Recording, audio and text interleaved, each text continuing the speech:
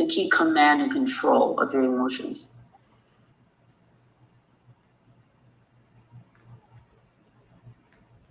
If you're facilitating a class and a particular student continuously irritates you, do not engage the student. But if you're facilitating a class and you're constantly shouting at this one person over and over and over and over and over again, it becomes obvious to others that you're unhinged and you don't have command and control of the situation. You're not prioritizing the lesson. You're trying to pick on a particular person that you don't like. You never should allow people to see those kinds of things. It's part of self-awareness. Being aware of your actions at all times. You can't master anything if you don't master yourself first. Is that clear?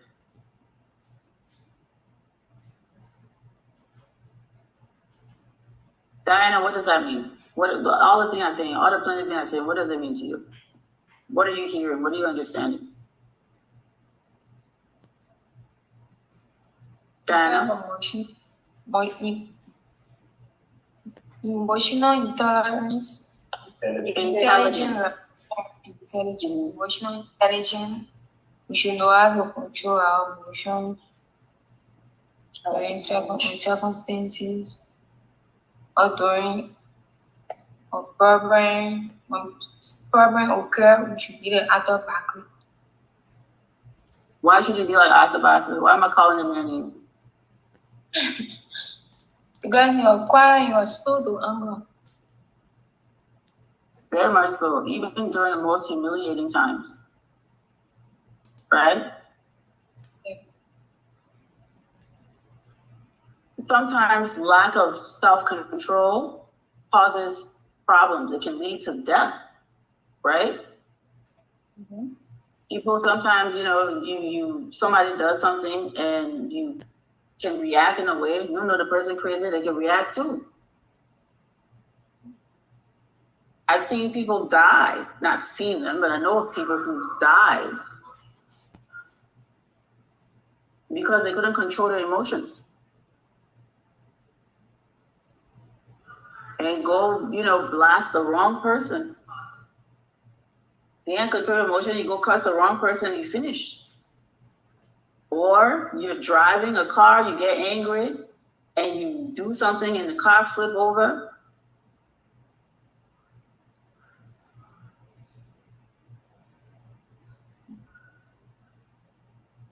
Or you get angry and you say something that you can never unsay, right? You say something that you can never take back. It's happened to me before. I've sometimes you get so upset, you say, you cuss somebody, you mean to cuss the person. And that word can never be retrieved. It's already out there. You've already said it. You've already put that out in the universe. And now, when you calm down, you say, hey, man, that was not a nice thing I said. I shouldn't have said it. But it's already, the damage is already done. So part of emotional intelligence and self-awareness and self-control is to mitigate your emotions before you do something you don't intend to do or that you'll regret doing. What is it you want to put out there about yourself? How should you conduct yourself differently from other people? How should you hold up your head?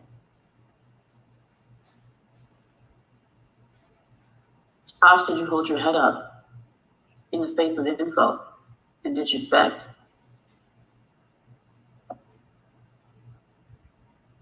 I was doing an episode of the Liberia History Channel one time, and during that episode, probably your camera's sideways or something. During the episode of the Liberia History Channel,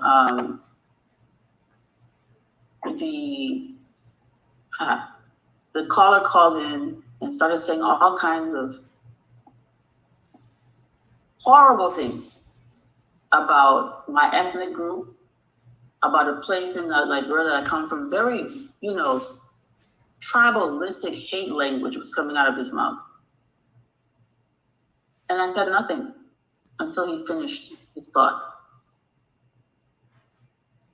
Because I wanted him to conclude so I could respond. And at no time did I show emotion. The reason I'm giving you that example is because even in difficult situations where it's easy for you to match people's energy, you shouldn't do it. It puts you at a disadvantage.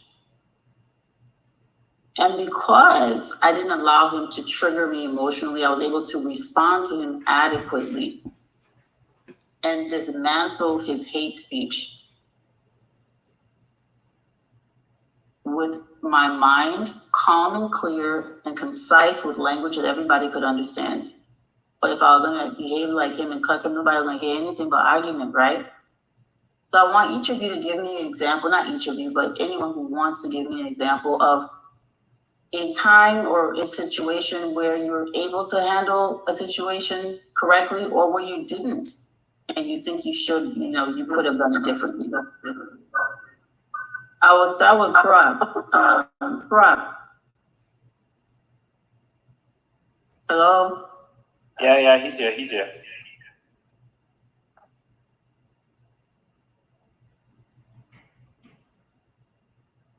Yeah. Can you hear him? Yeah, correct. Do you have an example of a time? Do you have an example when you did not handle a situation the way you might have wanted to? I didn't get the question, but can you repeat, please? Yes. So we're talking about emotional intelligence. Can you give me an example? You don't have to, but if you would like to share an example of a time when you did not handle a situation with emotional intelligence where you could have or should have, and now knowing what you know, what you could have done differently. Knowing about these pillars of these different pillars where you did not apply it, and try to keep it brief. So I got a very, very unique experience and example to give. Okay. So when you were talking, it just reminded me about last year, July 26th. Okay. Yeah. So last year, July 26th, having gone through all of the stress, the day where yes, I was getting married, and then my friend who had signed for his wedding, he got married 2 weeks to my wedding, had the audacity to go and take or remove the ark that was not belonging to him on grounds that he rented the ark, and so I should have paid him. Yeah, I should have paid him the money he used to rent the ark for me to use the ark. Something they didn't inform me about. And then while the program was going on, and then my groomsmen and I were getting ready, I just received a call that, oh, somebody, your friend ran to the church, and while people were all sit there and just dismantled the whole ark, and everybody took it to it, doesn't want to listen at all. I will be very honest with you, Mr. Family. I became very upset. I mean, at another point, I left and went to the church with the mindset of beating a man. I'll tell you no lie. I left and went to that church with the mindset of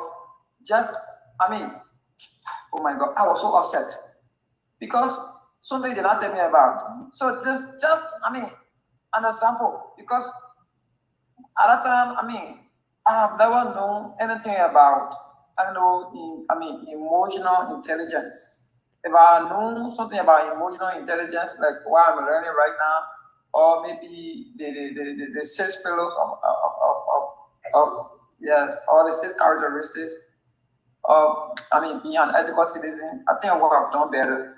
But this is something I didn't know anything about. So I just decided to do it my own way or the Liberian way. So when I went there, apparently got an intel I was coming, the guy ran away, but I already dismantled everything. So we ended up using. So basically what you're saying is that you lost control. How would you have done it differently today? Yeah, so today, if that thing would have been, occurring today, I would have exercised restraint. I would have allowed him to take away his act. The same way he took away the act, if he dismantled the act, and we solicited idea, and where people were there with the idea to put stick act together, and was so unique. Who have done this, and after everything, I could just go to the young man and approach him respectfully and explain to him because he knows very well he was in the wrong. Yeah, and I excellent. So you would have approached him respectfully. Excellent. Thank you so much for that example. Is there anybody else that has something similar to share or something different? Okay. So it is not something that is going to be mastered in one day. It's something you have to practice, right? Remember how we talked about behavior being learned. Behavior is learned. It can be unlearned, and you can learn new behavior. So, and we all struggle with this. There are times when I know personally I should not react. And sometimes I make a conscious decision to react just because I don't want to be nice, right? But sometimes people will do things that, you know what? I know I should keep my composure, but this person deserves what I'm about to give him. That happens too. But just be self-aware and know that it's a choice. It shouldn't be happening spontaneously. You should be choosing to be belligerent or choosing to be calm. It should be a choice, just an automatic reaction. You must always be in command and control. Anger has a purpose. That adrenaline, it has a purpose. It is something you can weaponize. It gives you temporary courage. It suspends your fear temporarily. So it's very dangerous. So think of your anger as like a weapon that you only bring out when it's necessary. And most of the time it's not necessary. You're very rarely in a situation where you need that kind of extreme emotional reaction. It's very rare that you'll be in that situation. You're not being attacked by a grizzly bear, and even then you should, or a leopard, right? And even then you should be calm so you can fight correctly. Because if you freak out, your mind ain't working right, that leopard will kill you. So there's no circumstance really where losing your composure and preventing yourself from thinking correctly is going to actually solve a problem. Except in your conscious right mind, you just decide, you know what, I'm going to cuss this person, I'm going to beat this person. That's a different thing. That means you made a choice to do the wrong thing. But it must always be a conscious choice. And trust me, if you're conscious of it and you're thinking rationally, you will rarely make a decision because you'll realize it's not worth it. This other person is not worth me losing my composure. It is something you have to practice in your daily life for it to be perfect. I had this conversation with Zomopel when we first met last year. We're trying to do this course. I had this conversation where I said, you know, she's like, oh, I can't control my anger. I said, me too. I got the same issues, Zomopel, you know, but I've learned and been learning my whole life to control my responses to people. It has become much easier. It takes practice, okay? Another example, let's talk about other examples on this ethical pillar here. How do you share new ideas that you've learned and that you've taught yourself with people who might not share those ideas? What will be your approach? Poema?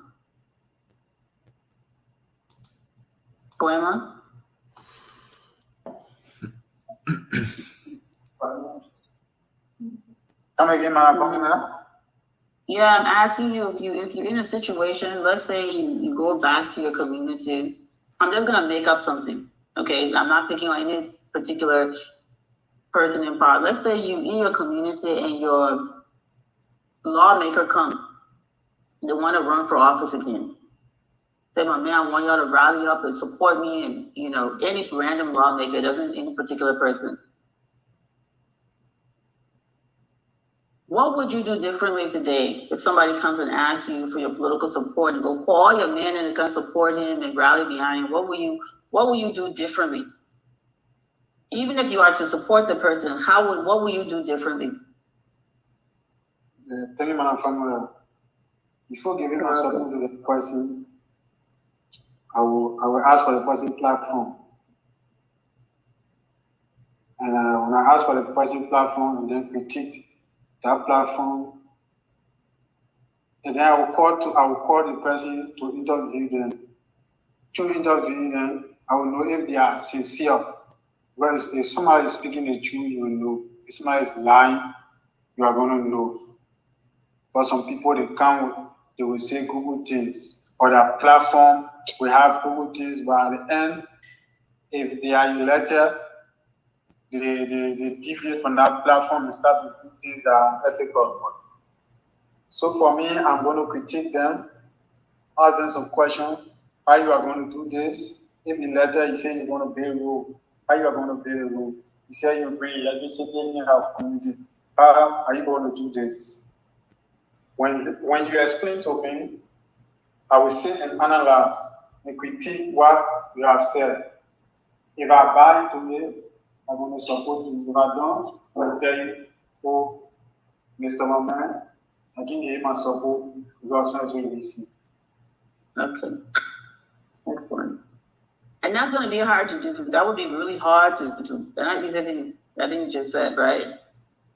It's not an easy thing because I have friends who want my support in things. It happens to all of us. And this person not really able to do it. Oh, can you talk for me? Can you advocate for me to be able to? And the person not able. It's very difficult. It's not an easy thing to look at somebody and say, man, you really reach the standard. It's difficult. I had this conversation with somebody recently. Wanted all of us to rally around to use our little small voices to add together for the president and send them somewhere. I said, I'm not doing it. You haven't prepared yourself. Why would I do that? He hasn't spoken to me since. Difficult. Right? You're not prepared. And I'm not the president. I'm not the person who gives, but I'm not going to even put my voice there at all. Because I don't believe you're able to do it.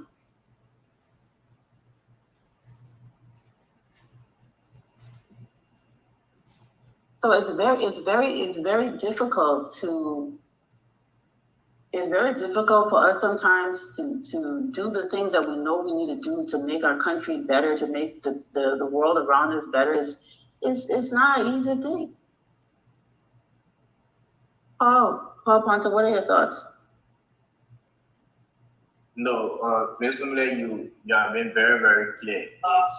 It's not something easier because in the first place, look at the culture we find ourselves. You get people who minds are all focused on what they get personally. So if you stand up to the right or you stand up for the truth to tell this guy, hey, I'm voting on this, and this because of the future and not because of what I can get. You will get people modestly when we bring our culture of saying what we say, you want to add a Holy Mary. Yeah, they say you want to add a Holy Mary. And like you said, your friends who are shying away from you, if I can tell you, not very clearly, they have thousands of their counterparts here. People who are I'm being frank, people who will be seeing culture. So it's not something difficult, like you said, it's a gradual process and you also should start practicing it. You can't do it one day, you can do it 2 days. You have to live by it gradually. Yeah, the standards that we want to see in the world have to be taught, right? Ethics this is something that's taught. All behavior is learned. Bad behavior is learned. Good behavior is learned. Nobody is bad, forever. unless they choose to be. Everyone can choose to change their behavior. If you know that, let's say, drinking alcohol excessively is bad for your health, and the doctor has told you, hey, don't drink because you're gonna, develop diabetes or some other health condition, right? You can continue to drink, or you can say, you know what? I have to stop drinking. Because that change is going to improve your life and your circumstances. Not changing is going to lead to premature death. This is the situation with our ethical scenario in Liberia. The problem has been diagnosed, the sickness has been diagnosed. Now the behavioral change is the cure, right? The behavioral change is what is going to correct the situation. And so we have to make that conscious effort in ourselves. It will not happen. I love what you said, Paul. It will not happen overnight. Practice makes perfect. The more you do something, the more it becomes natural to you. Like me, I want to go exercise, right? Every day I say, oh, I'm gonna work out every day. Until I start to do it regularly, it will not be natural to me. But once you do it all the time, it becomes second nature, and then you just do it without even thinking. That's how it works. That's how it works. Go ahead, please, Borma. Yeah, I want to say something.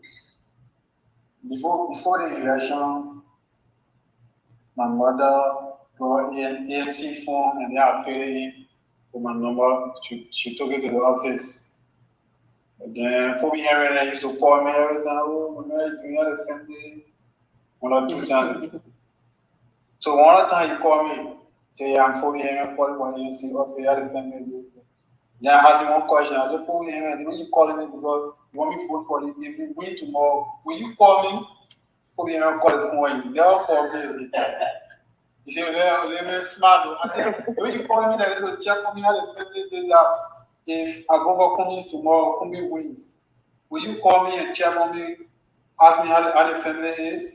For me, I'll call it for you. Then I answer my question. Up to now, for me, then I'll call me and tell you that." Yeah.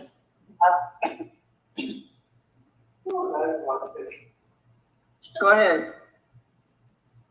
Yeah, you see, when you ask that question, why would I do it? Also, I mean, because we just found out political season. So, yeah. And I'll be specific. Dana gave you the assistant minister that was there doing President Williams' turn at the Ministry of Information. You know, he lives in the same facility I live. He decided to have campaign for. So, Farah, we gotta put the story short. And then y'all calling people names here. You sure you want to do that? That's the one. All right, so let me talk about the names, but so and then came and wow, I mean, he had a concern in charge of gather people, and then we went there. He's an assistant minister, but then he's telling us that he's not telling us that he's going to what I call it, maybe talk with 1 or 2 persons or lobby to bring up. We do not have legislature, but he's going to make sure the legislature comes in our district. And it is not a responsibility. They are asking, how are you going to do this? He said, I am going to speak to the president. I said, but you are out of track. And another question I'm asking was, what are you guys going to do, or what are you going to do to put a stop to the issue of people getting missing in the country? That was the time 3 boys got missing. That was the time Genchi Lama and the rest of the guys were being killed. I said over there, and I said down there, and they said they were doing another thing. I said, what are you going to do to mitigate these things? I said, the honorary minister put in answer my question. So and then you come to me to convince me for me to vote for you. So Like my body was So saying. wait now, you said the minister was trying to convince you to vote for him or to vote for we? I'm confused. Now what it said. Alright. So Yeah, okay. So vote No, for so here's, okay, so let's get back on track. Let's get back on track. There's a lot of things that happen, and we don't have any proof of how people died and all those kind of things. That's not why we're here. Ethics is also means that you don't just jump on rumors, bandwagons, and take it for fact. You have to think things through. Everything that we hear during campaigns and all those kinds of things are not always necessarily the case. Critical thinking has to be involved. If somebody calls you to go vote for someone, you're not supposed to go there. That's the other thing. Anybody can just call y'all go there. Y'all gotta stop that thing. That's part of the problem. My question to you would be, what were you doing there in the first place? Right? I mean, honestly, if you know that that people are incompetent or people are not doing a good job, or you know, why are you going to the rallies? That's an issue. That's an ethical issue. I mean, when we talk about people being responsible, ethical citizens, you have to think about this. I'm sitting somewhere and I know very well I'm not going to vote for Alex Cummings. Nobody will drag me to Alex Cummings' rally. The only reason I would go is if I don't know anything about him and I want to go and learn what he's doing. But sometimes we'll go somewhere because, maybe we'll get something. Maybe they'll give us some transportation money, maybe we'll get a t-shirt, whatever, What are the reasons that we even beat drums and make people important around the place? Why do we do it? These are questions you have to ask yourself. I don't expect you to answer it now. I'm just saying, hypothetically speaking. Ask yourself, what is this that we do? Is this the best way for us to approach things? Those are the kind of, situations. But we're gonna go back to referencing our class materials. Last week, I think it was either Siafa or Paul. One of you was explaining about going to a elementary school graduation. And the students, the graduates, who was it that was saying that? It was Paul. Okay, it wasn't Siafa. Paul, that situation really got to you when you were explaining it last week. You were saying, oh, I was so upset and this. I like the way you handled it. And I also like the way that all of you came up with kind of a solution. Paul, tell me a little bit more about what exactly happened and how you felt about it and how you feel about it now. What are you doing? What steps are you taking? What steps do you think you can take to correct? First, explain what happened when you went to the graduation. I'm not hearing Paul. Okay, yes, I can hear you now. Okay, I said, here is it. When I went at the program, I was sitting and then the first thing I did, I requested for the program sheet. And then they handed it over to me. And then the program was ongoing while I was going through the program sheet. Again, like many schools usually do, I saw the occasion they normally pour the students out to at least showcase what they have learned. And then they had a case land up, and then they started to demonstrate. A few of them were giving the meanings of the flag, the stripes, the colors and things. And then some extended to those who made the flag. And then as they were demonstrating, their parents were there clapping, but then again I started to rethink when I hear one or two of them saying Susanna, Louis, Rachel, Johnson, Miriam, and then their parent was clapping. I was like, but this is a complete disservice to the nation. So again, what I did was that you could not actually say in their parent faces at that time. Because when you say that at a broad level, the school too lack confidence, they feel embarrassed at that point in time. The parents then seem to be somebody who came to disrupt the program. So I could not say it broadly, but again, when I mounted the podium, I told them, for the sake of time, I will not give you speak, but now I will open the platform for us to have friendly conversation. So then I started to bring them up by telling them that there's a difference between education and academics. Academic focuses on the grade that you school, your teacher gave you assignment, say, hey, will you go and study, do it in accordance to what is required, and then come and give you the grade. But then education involves your character, it involves your moral, it involves what you are called to do. It's involves how much you understand and believe the dynamics for teach.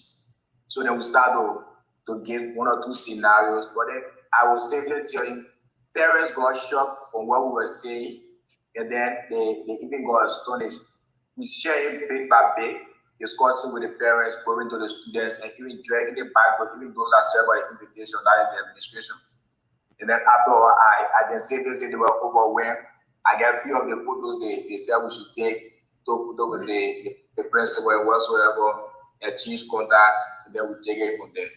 But again, I think my perfect movement that I admire so much as you were elaborating recently, I'm feeling pleased that if I should reflect, I think that I control a little bit of maturity of not really going to expose their weakness.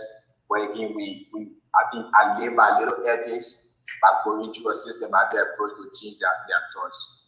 Even though they are not I'm very proud of you for that. Before you go on, I want to tell you that if you can apply something that you just learned with such maturity and emotional intelligence, that was amazing. Because one of the things you said that the young people were saying was something about, they were saying a lot of things that were inaccurate about like the history and things like that. Most of the time when people learn something, there's a stage called the neophyte stage where you're very new to something. And then you just want to, go out and just be shouting it on everybody. But the amount of patience that you exhibited is commendable. Let everybody finish. And then you found the most respectful way to interject and hopefully make some corrections and open people's minds to think differently. That was amazing. So I just wanted to tell you that just by you doing that, it makes everything you're doing here worth it. You understand? Because I know that you are even better. You're a natural leader. You're already a leader, but you're even going to be better. Your skills have improved. Your level of patience and the way you're conducting yourself. You've always been very respectful in class, but the fact that you handled it with the way you did is amazing. A lot of people are not able to do that. So I'll tell you, thank you very much. And I've seen a lot of this growth in a lot of you. But go ahead, Paul, you finish what you're saying. I just wanted to pause and just let you know that before, got on a different topic, that was amazing. Go ahead. Yeah, so as I was saying, the program ended with a lot of commendation, a lot of photos and whatsoever. But even in my community at times, because I usually walk out to go up the hill and sit down with my guys. So like last night I told them, I said, gentlemen, let's have some discussion. And it's just something that we should share thought. Then we started like I usually call him veteran because he graduated from high school when I was not even graduating, but he taught me in high school. But again now when I try to share my thought, he was like, so you mean the history from say Branu and whatsoever is not accurate? I said, no, that's not what I'm saying. I'm saying there are a lot of this information that we should change. And what I'm even saying is that most of these things are not justifiable.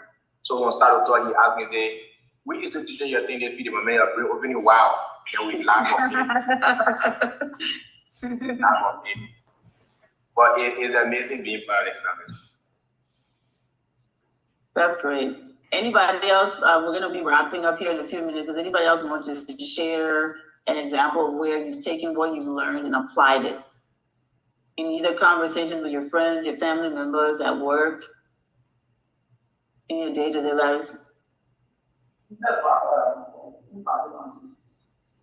Who is that hiding behind Boy, am I there. Marshall. Oh.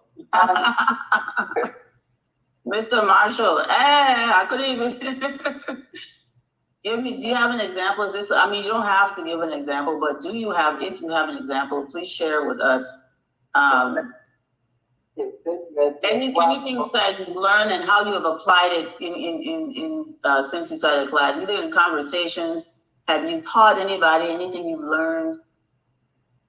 Yeah, like what I was saying this on Tuesday, like we and our fellow friends, we met big on time together, and while because we met with the first batch, majority of the first batch was from us, and then we all met to the party headquarters and how we were discussing. In fact, the first batch, most of the men they wore their t-shirt that are familiar and they came the first for the class.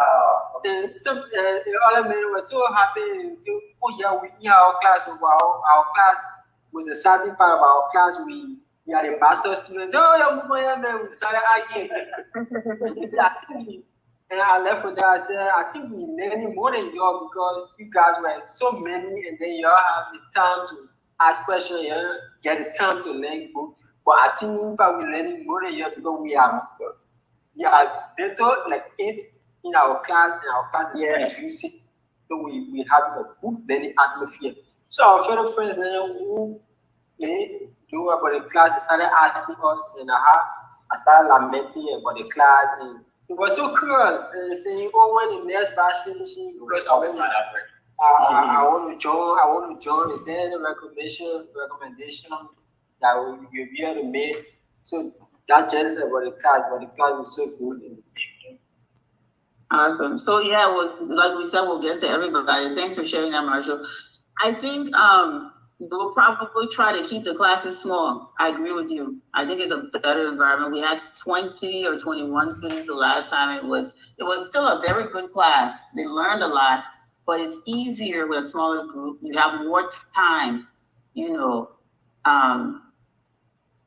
So I think thank you for sharing that. Anybody else? Just a couple more minutes. Yeah, Ms. Fong, are we wrapping up now? Yeah. Okay, so there are more coming up. Like I said, but this is something we started in fact for the very first day I started this class. I've been talking. I'm not somebody that is shy anyway. So every time I have the opportunity, I make maximum use of it. Right? Even yesterday, I'm privileged to be the coach. There's a Bible coaching tournament going on right in my church. But fortunate to have met a grandfather, and we've been going through it. And right after the little game this month, and right after I attended our school, they were having teacher classes, academic meeting challenge, and so it was my very first time taking correction. Like I said, more can all because I'm contesting for the youth championship. I'm committed. I'm going to the show. And I'm going to post all the video in the channel winner. All right. So there was a one correction I made, and there was a question I was asked by the moderator. The moderator said, what was the name of the first ship that landed on the shore of Liberia? And then, that was not my question. Like I said, after my game, I went, there was a school class in the program. That's it. And then, the girl said, yes, it was a ship in Elizabeth. And the moderator consented and said, yes. So, I went it. I think there were just 2 more questions for the whole program to finish. And after everything I wanted the moderator, I said, Mr. Moderator, I want to meet you. No, that didn't go so bad. And so I begin to maybe understand. And I told him that they said that was not the first ship that came to us around. Right? So they said that was the first ship that came to Africa. So I'm gonna cut you off for a second, Karat. You have to, when you're speaking, you have to be deliberate. Do you mean to say that Elizabeth was the first ship to come to Africa? Is that what you actually mean to say? No. Okay, say what you mean to say. That's right. Yeah, we were just talking and hold on, calm down, just 1 second. Yeah. When you speak, say what you mean to say, because I know you don't mean to say that. Now go ahead and think about what you're saying, because people are watching you and they need to know that you understand what you're talking about. Because if you make a statement that Elizabeth was the first ship to go to Africa, that sounds, that's not true, that's ridiculous. No, I'm saying to Liberia. You said the very first ship to Africa. Yeah, but I want you to use the words that you mean to use. Okay. So he said the very first ship to arrive at Cape Verde was in there, and I said no. And I said it was very strong. That's why I said. Okay, now I'm gonna pause you. Was the Brig Strong the first ship to arrive at Cape Meserado, or was it the first ship to do something else? Because when you say that, what you're saying is no ships that were coming to Cape Meserado, all the ships we talked about that were trading in the 1400s, 1500s, those ships went to Cape Meserado too. Right? Yes. Oh. So use the words that convey the meaning you want to express. Choose the words, exact words that convey the meaning you want to express, because what you're doing is you're saying something completely different. Elizabeth first ship to come to Africa. Brig Strong first to come to Cape Meserado. Brig Strong was the first what to come to Cape Meserado? It's not the first ship to go to Cape Meserado. It's the first ship that what? I'm aware that the ship in Israel was the first ship that came with 86 passengers on board, and then Bravo. So the Brig Strong was the first ship to come to Cape Meserado with.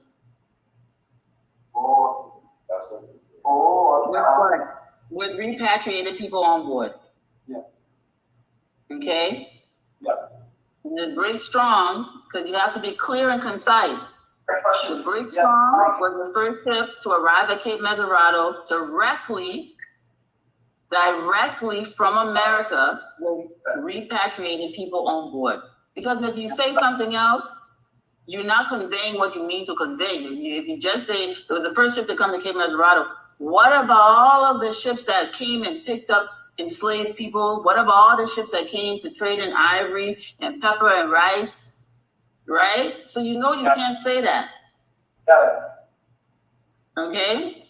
Yeah. So speech has to be clear and concise. I know you know in your head the truth and you understand it, but you have to be able to express what you understand so other people can hear what you're saying correctly.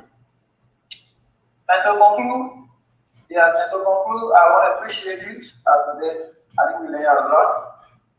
But again, before we join the class, I want to apologize for the unethical and uncomfortable video episode. That's okay, Cora. We're live on Facebook. You don't have to do that.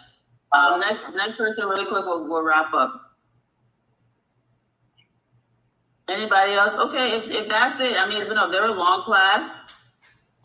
Tuesday, if you're coming to the study group on Tuesday, please sign up.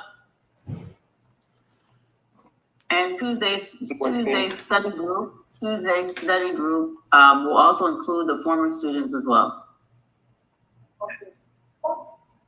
And guys, remember the most important thing. Okay, go ahead. Paul has his hand up. Can you finish and then we can conclude? Yeah, Ms. Formula, thank you for the opportunity. Mm-hmm.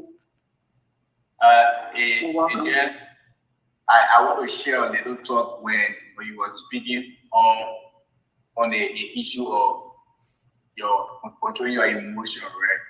Mm-hmm. And it carries my mind back. I remember, I will not be specific of the date, but at a certain time I went to Greece. One of my childhood friends from graduation. Coming back, I got a ticket. So then he took me from Broadville, let's say we're around Cow Park, and he stopped me to Paris. So when I asked him, he said, his fare was 200, and I saw that at the front. So I told him, I said, just for that, in fact, to reach the advance, I was saying $50. But then he pulled up on his hand and he said, I should pay that money back, of course. So what I did, I said, okay, for that reason, I will not pay you. And I'm saying this to say, I retaliated, I did not control my anger, and then at a little time, I regretted. So I think I said, I will not pay you. So you know, these guys are very, very arrogant. And so he said, you will pay me, you want to jack up my shine. So he did not look at an electrical battle with me. So the moment he came out with the force and he stretched his hand, I had no option. I had to the party comment that really him. So when it came to a certain point, the police that normally be around the embassy and all of them came up, they were like, but who they got? Why are you doing this? Why are you doing that? You're impersonating this and that. So they talk and then they said we should go to the police station. When my uncle was even to the end, my uncle was me to understand why, in fact, I even put the police officer with the young man that started sonia with them. So when we went to the police station, why the officer thought me there, he saw him. And then yes, he pushed him to the wall. He said, say you tell me when you see Jane, I say you, that would be the greatest regret of you. It was unfortunate that he commander was now on ground. So we did what we do, and then he spoke with the commander said he should release me.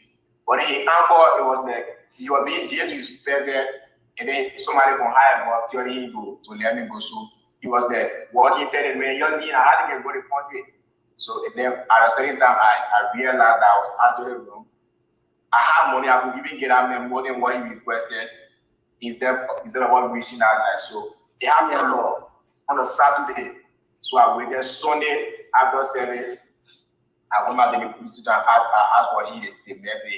If I showed me the young man who had disrespected, now I apologize to him. We exchanged number and then we became friends. But I think if I would control my emotions, around. Yeah.